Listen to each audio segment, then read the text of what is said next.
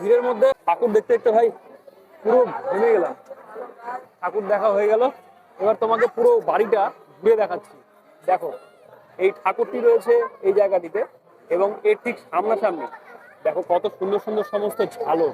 এই দেখো এইগুলো পুরনো, এইগুলো জ্বলছে না, কিন্তু এইগুলো নতুন সেট করা হয়েছে। এইগুলো এইগুলো এইগুলো সবই নতুন সেট করা হয়েছে।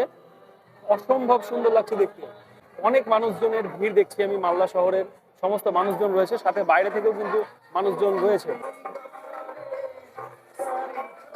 কার্তিক ঠাকুরের বিগ্রহের সাথে সাথে রায়বাড়ির এই বহু পুরনো পুজো এই বছর নজর কাড়ছে তার ইন্টেরিয়ার ডিজাইনগুলোর জন্য। যেমন এখানে দেখো কার্তিককে কোলে করে অনেক দেবী দাঁড়িয়ে রয়েছেন, সাথে এখানে একটা সেলফি তোলার মতো জায়গা তৈরি করা হয়েছে, যেখানে সব মানুষজন সেলফি তুলছে।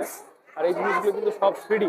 এই ছবিটির মধ্যে দেখো শিব পার্বতী কোলে রয়েছে কার্তিক ঠাকুর এবং তার পেছনে রয়েছে অনেক দেবদেবী। কার্তিককে পার্বতী বোধহয় সম্ভবত অস্ত্র প্রদান করছেন। তো দেব সেনাপতি কার্তিক যে তারকাসুরকে বধ করেছিল, ওটার একটি থ্রিডি পেন্টিং কিন্তু এখানে করা হয়েছে, দেখতেই পাচ্ছ। আর যে বধের পরে কিন্তু কার্তিককে উপাধি দেওয়া হয়েছিল সরানন, যে সরানন নামে বা রূপে পূজিত হয় কার্তিক আমাদের ঋষিপুরের চাঁদপুর অঞ্চলে। সিনারির মাধ্যমে ফুটিয়ে তোলানো হয়েছে শিব পার্বতী গণেশকে এবং কার্তিককে যখন বলেছিলেন যে গোটা ব্রহ্মাণ্ডের চক্কর দিয়ে আসতে করেছিলেন, শিব পার্বতী হচ্ছে পৃথিবী, তাই তিনি শিব পার্বতী প্রদক্ষিণ করেছিলেন। এবং কার্তিকের কাছে কার্তিক ভেবেছিলেন যে সত্যি সত্যি গোটা পৃথিবী, এবং তিনি কিন্তু গোটা পৃথিবীর প্রদক্ষিণ করেছিলেন।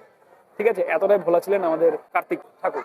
এখানে যতগুলো ছবি তোমরা দেখছো, প্রত্যেকটা ছবি কিন্তু সমস্ত কিছু থ্রিডিতে তৈরি করা। যে থ্রিডি মূর্তিটাতে একদিকে কার্তিক বসে আছেন এবং তার পাশে রয়েছে হচ্ছে ময়ূর।